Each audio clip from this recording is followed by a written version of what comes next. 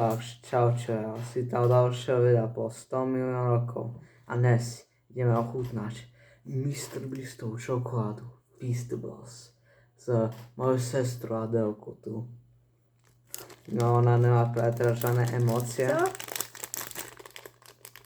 Teraz to ideme otvoriť. Počkaj, však je to rozdrbané, počkaj, Jožko, musíme takto, To je opatrne. nejak rozdrvnuté. Však to spadlo. Co to je, hej? Spadlo to z Afriky, víš? Áno. Skôr z južnej No dávaj. Ameriky. Kde decka museli iba zadarmo zarobiť kakao a potom Mr. Beast im to zobral a urobil si ho vlastnú čokoládu. To je skrém, to chutí jak normálna černá čokoláda. To je skôr ako je horká čokoláda, ty vole. Ja nie je napísané, že share alebo čo. To je skrém. Ešte väčšia blbosť tam je, že je napísané, že iba 4 ingrediencie, tam je napísané, tu sa už je mliečna čokoláda, cukor, kakaové maslo, čo to je? Nejaké trstino, mlieko, morská sol, to je viac ako 4 ingrediencie, aké 4 ingrediencie dojití. Ale oni mysleli ako, že toto jedlo 4 ingrediencie, ne, že som také. To chutná celkom v pohode.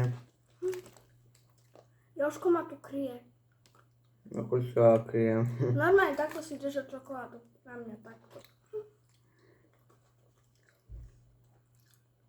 Toto je skem, toto si nekupujte, túto čokoládu tady. No to tu stalo originál. 4 eurá.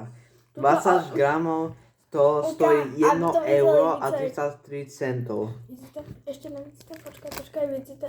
Teraz vidíte? Dobre. Toto si nekupujte vôbec, toto sem, no to si nekupujte, to stojí, to si radši kúpte nejakú normálnu černú čokoládu a konec.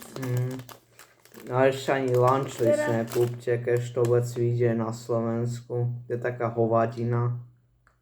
Teda stojí tak 90 centů, černá taká čokoláda. Nejdem preč.